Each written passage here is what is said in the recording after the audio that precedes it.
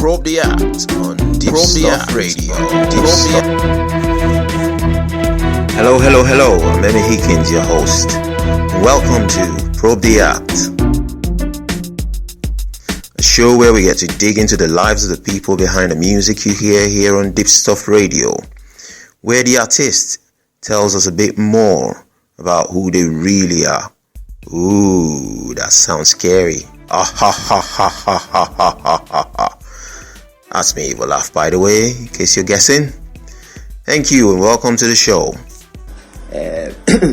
Welcome back to Probe the Act on Deepstuff Radio with our lovely singer, songwriter, all the way from London, Shani Cherry. She'll be telling us a bit more about her music and how we can find it on, obviously, on the online stores. So, can you tell us what your ambitions were when you first started music? Oh my God, when I first started, I think I just wanted to see how far I could take my music. Because I'm so happy when I'm performing. When I don't have something musically coming up, I get really agitated and really stressed, and it's like I don't have that outlet. Yeah. So when I first moved to London, my intention was to just see where I could go with it. Yeah. Build what I can, build the connections that I can. Even if I ended up as like a cabaret singer, and as long as I was doing some kind of performing and singing, I knew I was going to be happy. Yeah.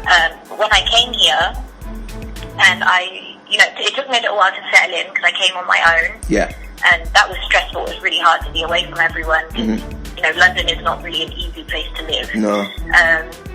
But, as soon as I settled in and I started really throwing myself into the music, really dedicating myself to it, it suddenly things switched. I'm like, okay, do you know what? Actually, I know what I want to do, and I just want to make music all the time. Yeah. Like, I know that's what I want to do. And I love doing my own stuff. I love writing, and it took me a while to build up my confidence in my songwriting. So when I eventually did that, and I started getting the reactions from people being like, oh my God, I can't believe you wrote it, this is amazing, and all that, I was like, oh my God, this is what I want to do. Yeah.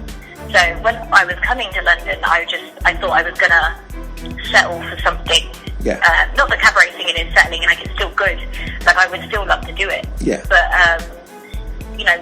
when I got here, suddenly my ambitions just got even bigger, and I just realised that actually these dreams are accessible if you put the work in, if you're willing to do it. And sometimes you're tired as anything, and it's hard, but it's so worth it. Like, sometimes I've just been absolutely drained, and I'll have to take a couple of days off to myself. But even when I'm doing that, I'll still be sat there doing emails and stuff, and whatever little bits I can, just to keep things going, to keep the memento going. Yeah. See what? Oh, so wow. now, I don't know. Now the ambition is just as big as you want. Like, not even the sky is the limit. Way past that. Yeah.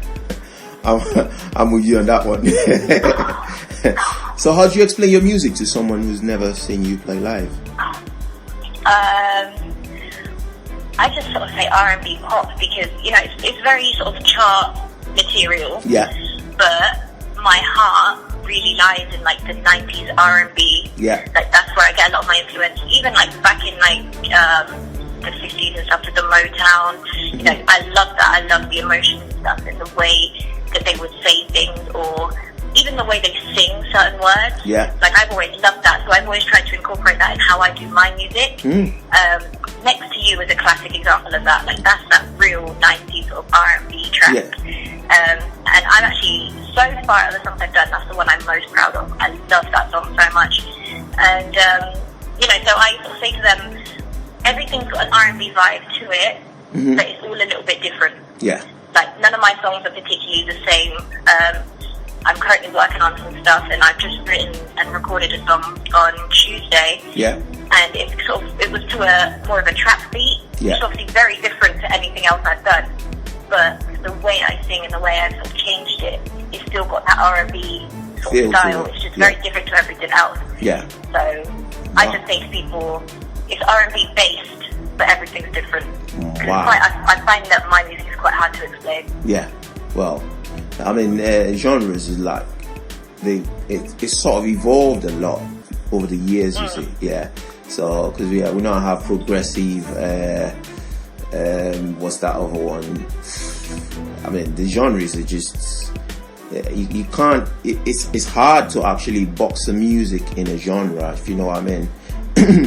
Yeah, because there's so many, like, you've got genres, then you've got the sub-genres, and yeah, everything is just crossing over with everything else. I know, yeah. But I don't think you should always stick with necessarily one genre. I think you should always try and do little bits and pieces of everything else. Like, I've done a song with a guy who is typically a grime artist, but it came out sort of like UK hip-hop. His name's Levels, and you know, it was more of like an ode to his daughter. Yeah. So I sort of did the chorus, and it was from the daughter's point of view to her dad. Yeah. And it's funny because me and him have very opposite relationships. Like, so what he has with his daughter to what I have with my dad, they're very opposite. Yeah. So we used that as like a big influence in that, and you know, you can see that, and it's very different to what I would do. Like, I, on my own, would not have done a song like that. Yeah. But I enjoyed doing it. I'm really happy with the outcome and everything. So, you know, I don't like to restrict myself. If people approach me with music, as long as I feel I can do something with it and do it well, then I'm definitely going to do it. Oh, that's brilliant. It's better. You can't just sit yourself in a box. No, you can't. You know, have a play around, see what you can do. Yeah. And it excites people that are listening. Yeah. As well, I find. Yeah. Because that's the main thing I love, is giving people music they don't necessarily think or know I can do, and then all of a sudden they're shocked. Yes. So I had, you know, I did an acoustic cover of Craig David and Big Nasty when the bass line dropped. Yeah. And when I was doing it, I was really nervous because, you know, I'm taking a garage song and I made it acoustic. Yeah. And it's a bit like, okay, how are we going to do this? You know, we played around with a few ideas. We were going to put a beatboxer in, and then it was quite difficult to try and figure all that out. So we just stuck with me and the guitarist. And, you know, it came out well. There was a few mixed reviews. Some people were like, oh, but it's not your usual style, so I don't know how I feel. Yeah. Which is fine. Like, that's how their feelings, and they're not wrong for that. Mm-hmm. And, you know, other people were like, oh my God, I've never heard you do anything like this before. This is amazing. Can you do more of this? And, you know, that was interesting for me to see the different reactions, and from the types of people that were giving me certain reactions. Yeah. So it was interesting, so that in the future, I do think I would approach something like that again. Yeah. But it was sort of like a difficult thing, so I wouldn't do a lot of it. But it was quite good to shock people. Yeah. And give people something they've never heard from me. I totally agree with you on that. However, we're going to take a short break now. Please don't go away. You're listening to Probe the Act on Deepstuff Radio with a lovely singer and a songwriter all the way from London, Shani. Is that's how you pronounce it, right? Yeah, that's how you pronounce it. Shani. Yeah, Shani. Please don't go away, we're back shortly.